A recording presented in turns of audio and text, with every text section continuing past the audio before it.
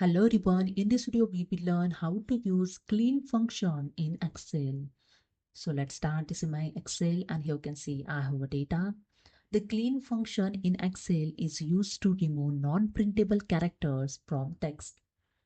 And here you can see there are some data in between the hello world have a non-printable characters.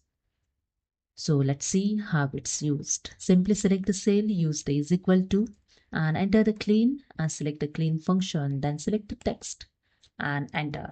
And that's it. Here you can see the non-printable character is removed. Then drag this function below the cell and that's it. Here you can see the other text also non-printable character is removed. Okay. So this is so helpful when you copy some data from any website and paste in your Excel.